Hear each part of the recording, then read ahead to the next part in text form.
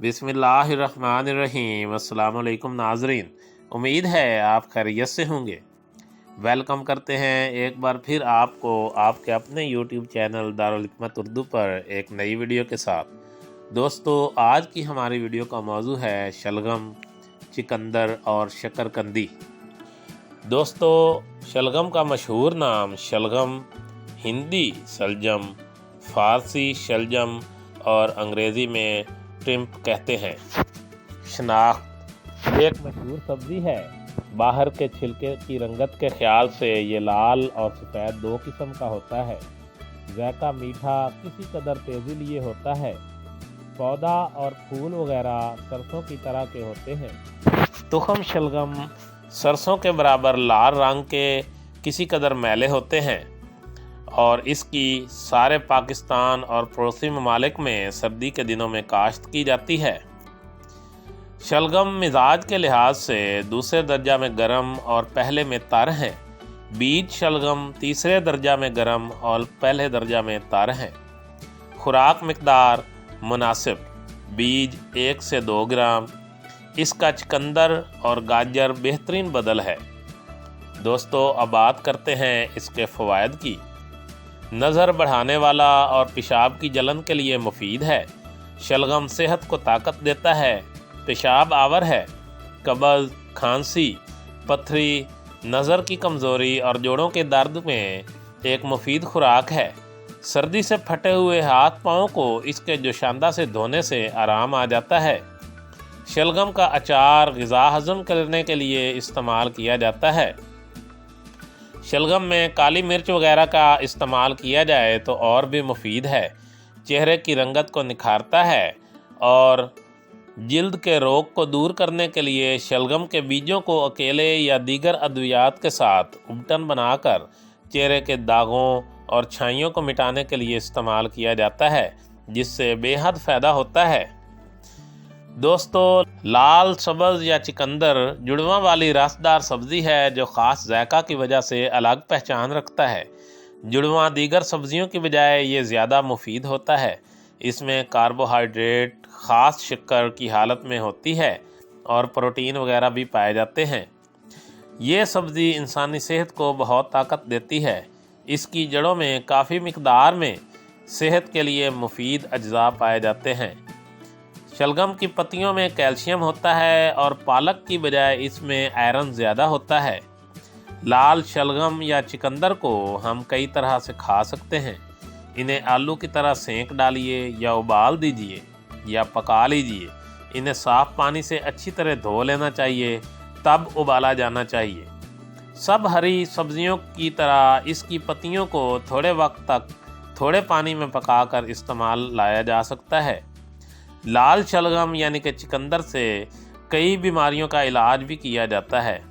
इससे गुर्दा और मसाना की सफाई हो सकती है। खारीपन, पोटाशियम, सोडियम, कैल्शियम, मैग्नीशियम और आयरन ख़ास मिकदार में होने की वजह से तुर्शी का मुकाबला करने में कामयाब हो जाते हैं। शलगम चेहरा में रौनक की कमी, जिगर की खराबियां, गाउट और दांतों की कमज़ोरी, रहम की गड़बड़ी में अज़हद मुफीद है। इसमें potassium, phosphorus, calcium, sulphur, iodine, लोहा, तांबा, vitamin B, B2, niacin, B6, C और P पाए जाते हैं। इसके रस में आसानी से बचने वाला कार्बोहाइड्रेट्स होता है। लाल शलगम और या चिकंदर का रस इंसानी खून और खून बनाने वाली नालियों से मिल जाता है। लोहे की अच्छी मिकदार होने की वजह से खून की नालियों को चुस्त करता है और इन्हें दोबारा काम करने के लायक बना देता है।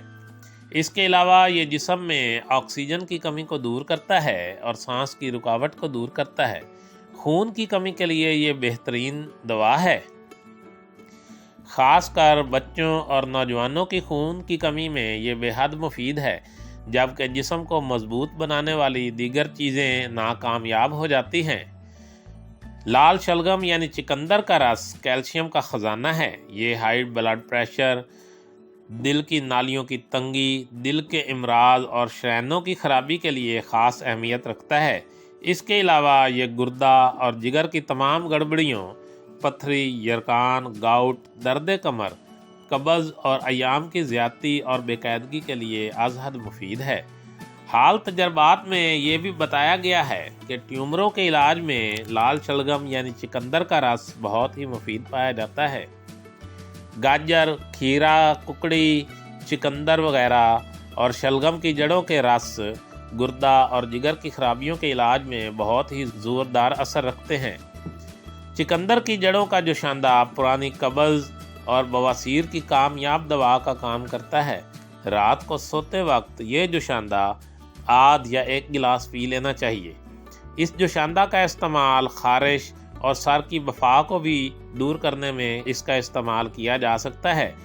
اس کے لیے اسے خارش والی جگہ پر لگانا چاہیے اور سر کی بفا یعنی کہ ڈینڈرف کے لیے اس سے سر کو دھونا چاہیے۔ دوستو اب بات کرتے ہیں شکرقندی کی۔ دوستو شکرقندی کا مشہور نام شکرقند، پنجابی میں شکرقندی، گجراتی، فارسی، سندھی میں زمین قند کہتے ہیں۔